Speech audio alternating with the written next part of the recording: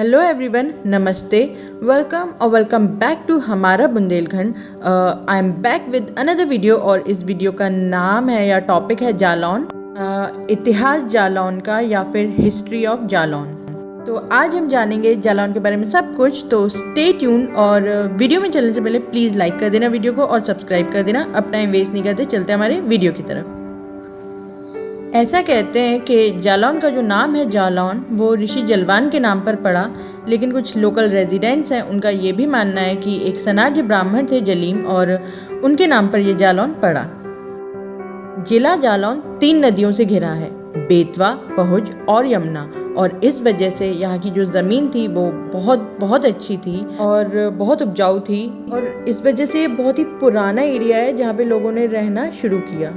ऐसा नहीं है कि बहुत आदिवासी एरिया था या मतलब बंजर ज़मीन थी, ज़मीन बहुत उपजाऊ थी, बहुत अच्छी थी। तो ये बहुत पहले से और बहुत पुराने टाइम से ही लोग यहाँ रहते हुए आए हैं, यानी सिविलाइजेशन बहुत पहले ही यहाँ शुरू हो चुका था। यमुना नदी के किनारे बसा शहर कालपी इस एरिया का सबसे पुराना और बड़ा शहर बन गया। ऑल्दो प्रेजेंट टाइम में उरई यहाँ का सबसे बड़ा शहर है, लेकिन अगर हम पुरानी बात करें तो उस वक्त ये कालपी हुआ करता था। जालौन के अर्लीस्ट नोन ट्रेडिशनल रूलर या सबसे पुराने जो शासक थे वो यताती थे, और जिनको पुराण और महाभारत में एक सम्राट और विजेता के रूप में मेंशन किया गया है।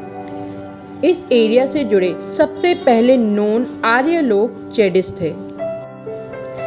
This region rose into great prominence during the period of Mahabharat, which describes the Chedis along with Korus, Panchal and Matsya। मतलब महाभारत काल से ही इस क्षेत्र का बहुत महत्व बढ़ गया था, जो चेडिस, मत्स्य, पांचाल और कुरुस के साथ वर्णित करता है। The ancient history of the district is closely associated with the history of entire Bundelkhand region। यह कई शासकों के डोमिनेशन यानी प्रभुत्व और डिथ्रोनमेंट यानी विघटन का इतिहास है। इस क्षेत्र पर महाराजा हर्षवर्धन द्वारा शासन किया गया था, और इस बात का उल्लेख चाइनीज ट्रैवलर ह्यून सेंग ने अपनी रिपोर्ट में किया है। राजा हर्षवर्धन के बाद यह अधिकार एक बौद्ध ब्राह्मण को दे दिया गया, उसके बाद कन्नौज के शासक को, और उसके बाद महत्वाकांक्षी गुर्जर शासक नागा भट्टा को, जिनसे यह राजगद्दी उनके पौत्र मिहिरा को मिली और जिन्हें हम राजा भोज के नाम से जानते हैं। इसके बाद कालिंजर के चंदेल शासकों ने इस क्षेत्र पर कब्जा कर लिया और कुछ 100 वर्षों तक यहाँ शासन किया। कालपी का किला उनके प्रमुख किलों में से एक था।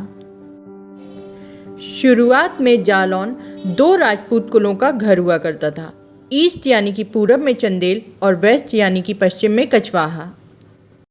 The town of Kalpi on the Yamuna was then conquered by the armies of Muhammad Ghaur in 1196। यानी कि 1196 में मोहम्मद गौर की सेना ने कालपी पर आक्रमण किया और उस पर कब्जा कर लिया। 14वीं शताब्दी की शुरुआत में बुंदेलों ने जालौन का एक बड़ा हिस्सा अपने कब्जे में ले लिया और यहाँ तक कि कालपी का एक महत्वपूर्ण पद भी संभाल लिया। लेकिन जल्दी ही यह कब्जा मुगल सल्तनत ने बरामद कर लिया और दिल्ली या मुगल सल्तनत के रास्ते में यह पारित हो गया। ईयर 1583 यानी कि सन 1583 में सम्राट अकबर ने कालपी का दौरा किया और यहाँ वो अपने जगदीर अब्दुल मट्टकाब खान के अतिथि थे। मुगल काल के दौरान कुली खान और रहीम खान ने इस क्षेत्र पर शासन किया। कालपी में अकबर के गवर्नर ने आसपास के जिलों में मामूली अधिकार बनाए रखा, और बुंदेला प्रमुख पुराने विद्रोह की स्थिति में थे जो महाराजा छत्रसाल के तहत आज़ादी के युद्ध में समाप्त हुआ। ईयर 1671 यानी 1671 में अपने विद्रोह के फैलने पर उन्होंने यमुना के दक्षिण यानी साउथ में एक बड़े हिस्से पर कब्जा किया और धीरे धीरे मराठाओं की सहायता से पूरे बुंदेलखंड पे विजय प्राप्त की।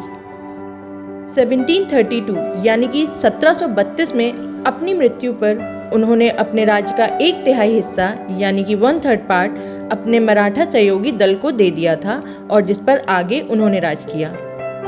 तो ये थी जालौन की पुरानी हिस्ट्री। आज की बात करें तो जालौन आता है बुंदेलखंड में, उत्तर प्रदेश में एक डिस्ट्रिक्ट है, ऑल्दो जालौन एक डिस्ट्रिक्ट है बट जो डिस्ट्रिक्ट के सारे काम होते हैं ना वो उरई से होते हैं और डिस्ट्रिक्ट जालौन का जो सबसे बड़ा शहर है वो उरई ही है। But still Jalaun is one of the main district of Bundelkhand from Uttar Pradesh.